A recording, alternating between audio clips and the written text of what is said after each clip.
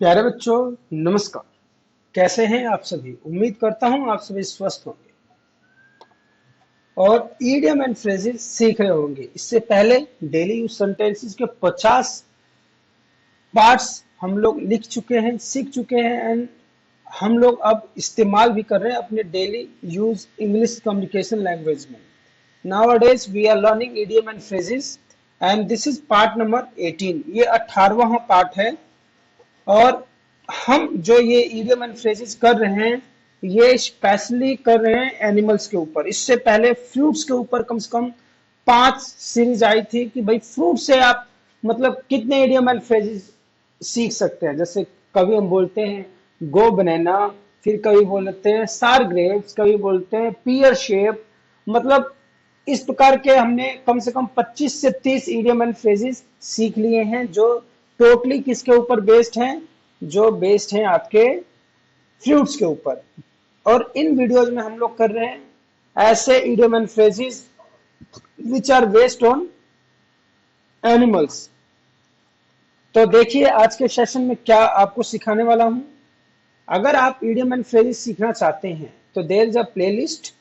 आप गूगल में जाइए, वहां से गूगल बाबा से पूछिए कि इडियम एंड फ्रेजेस सीखना है प्रेम ज्ञान चैनल से। Means you will have to type idiom and phrases Prem Gyan, then you will get the playlist. वहां पे हमारी प्लेलिस्ट खुल जाएगी and from there you can learn part by part. हर एक पार्ट आप वहां से सीख सकते हैं, आप वहां से लिख सकते हैं।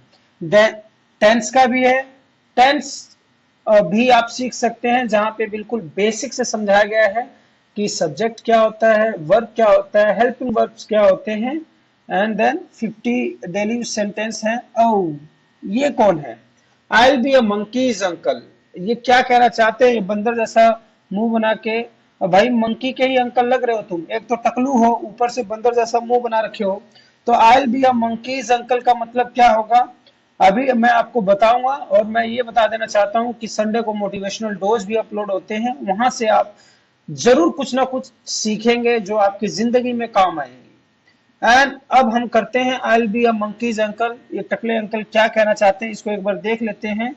देखिए आई will be a monkey's uncle का मतलब क्या होता है? जैसे बंदर जो रिएक्ट करते हैं, सरप्राइजिंगली रिएक्ट करते हैं, हमेशा कुछ ना कुछ मतलब अचानक से रिएक्ट करते हैं। तो आई will be a monkey's uncle का मतलब होता है people often use this when something happens that they didn't expect. लोग ये शब्द, ये जो फ्रेज है, ये इडियम है, तभी कहते हैं जब मतलब दे आर नॉट एक्सपेक्टिंग कि भाई इस प्रकार से हो जाएगा। उनके कल्पना से परे अगर कोई चीज हो जाएगी तो वो क्या कहेंगे? I will be monkey's uncle. ठीक है ना? Well I will be a monkey's uncle, I never thought I pass that test. कि भाई मैं वो टेस्ट पास कर लूंगा। अगर वो पास हो गया तो इसके लिए तो मेरे को सरप्राइज होगा ही होगा। ये देखिए क्या देख पा रहे हैं आप इस फिगर में? ये एक बुल है, ये एक क्या है? सांड है, बैल है, ये काला बैल। एंड ये चाइना शॉप का मतलब ये होता है ना, जैसे कि प्लास्टर ऑफ पेरिस से जो मिट्टी के बर्तन बने होते हैं उसको हम कहते हैं चाइना शॉप। तो बुल इन चाइना शॉप का मतलब क्या है? देखो ये यहाँ पे बैठा है, सारा ऐसी की तैसी कर दिया। ये सारे इसने प्लेट्स वगैरह गिरा दिए हैं, सारा नुकसान कर दिया है। तो आप अब इजीली गेस कर सकते हैं बुल इन चाइना शॉप क्या मतलब होगा। very clumsy person. A bull is a large and reckless animal. Combine China and bull and you are setting up a disaster. Means a bull in a China shop का मतलब यही होगा कि भाई कुछ ना कुछ गड़बड़ वाला माहौल हो रहा होगा, काम हो रहा होगा। Then we can say कि भाई एक ग्रुप में ऐसा कुछ काम हो रहा है। He was like a bull in a China shop. He completely messed everything up. तो यहाँ पे आप क्या बोलेंगे? अरे ये क्या है? तितलीज, बटरफ्लाइज इन वंस स्टमक। इसका मतलब क्या होता है जरा देखिए। अगर मान लीजिए हम ये बोल रहे हैं तो इसका मतलब है कि भाई जैसे कि दिक्कत सा महसूस करना, means getting nervous. I was so nervous before my speech I had butterflies in my stomach. कि पेट में मतलब गुदगुदी सी होने लगी, पेट में मतलब परेशानी सी होने लग गई। When my turn came for speaking, जब बात करने की, जब बोलने की, भाषण की बारी मेरी आई, तो मेरे को तो हो गई दिक्कत। ये कुत्ता साहब क्या कर रहे हैं, ऊपर मुंह करके खाली भाव भाव करेंगे और इनका कुछ काम नहीं है। तो ये क्या है, all bark and no bite. All bark आप समझ रहे हैं, बस भौंके जाना और कुछ करना ना, ठीक है। तो all bark and no bite का कुछ ऐसा ही मतलब है, full of talk but low action.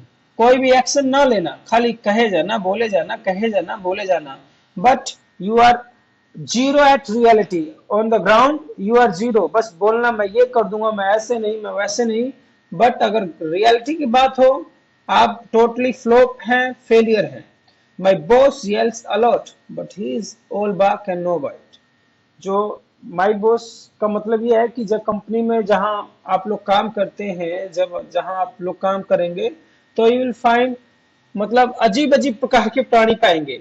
तो कई खाली बोलेंगे मैं ये कर दूंगा, मैं वो कर दूंगा, मैं ऐसे तो मैं वैसे, बट उनके हाथ में कुछ भी नहीं होता। तो उस प्रकार के जो प्राणी होंगे उनको आप कह सकते हैं they are just all bark and no bite. वो भौंकने वाले कुत्ते हैं, कुछ कर नहीं पाएंगे। Next, get your ducks in a row. इसका मतलब ये होता है अरेंज कर देना चीजों को, ऑर्गेनाइज कर देना थिंग्स को। I will be reviewing things to make sure you have your ducks in a row. ठीक है कि भाई आप हर एक चीज को अरेंज कर दे। There is a inspection next week, so make all the ducks in a row. ये कौन है, कुत्ता है, ये भेड़िया। Wolves in sheep's clothing. जो भेड़िया होते हैं शिप, भेड़ों की क्लोथ्स में आ गया। तो इसका मतलब कि somebody is pretending, कोई आपको चीट करना चाहता है, तो आप क्या बोलेंगे, valve in sheep's clothing।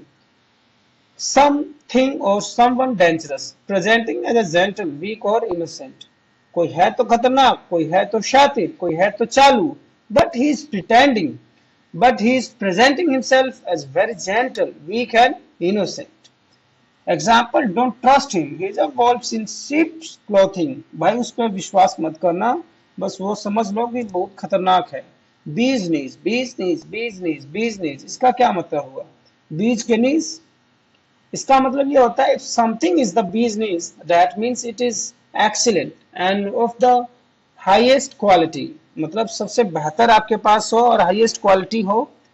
You could also say someone is the bee's knees। Example, this chocolate cake is the bee's knees, you have to try it। मतलब ये जो मेरे पास चॉकलेट है that is something different from others, और इसकी जो quality है that is much better than other chocolate, you should try, you at least you must try। Kill two birds with one stone। एक ही पत्थर में दो बर्ड्स मार देना, वाह वाह। इसका मतलब क्या है कि भाई एक साथ कोई काम करने गए और हम वहां पे कितने काम कराए, दो काम कराए। To kill two birds with one stone. To kill two birds with one stone means to accomplish two task और ऑब्जेक्टिव एट वंस। दो काम एक बार में ही कर लेना, उसको क्या कहते हैं, अकम्प्लिशिंग टू टास्क्स और objective at once. I have to go to school and on the way back I will pick up my son means killing two birds with one stone. Two की spelling गलत है।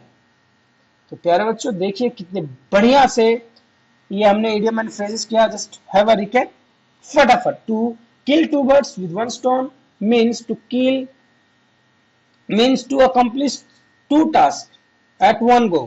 And the next is business means highest opportunity मिली हो, आप जो भी चीज है that is of excellent and highest quality. Wolves in sheep clothing means someone who is pretending to show himself as gentle, weak or innocent। And then get your ducks in a row कि भाई जो भी चीज है make them align in a proper things। The next is all barks and no bite। भौंकने वाले कुत्ते कभी काटते नहीं है या गरजने वाले बरसते नहीं है। Butterflies in one's stomach, it means someone who is getting nervous। Bull in a China shop, इसका मतलब ये होता है वेरी क्लमजी पर्सन, बहुत ही भद्दा गंदा या मैसी टाइप का आदमी होता है, उसको कहते हैं बुल इन चाइना शॉप।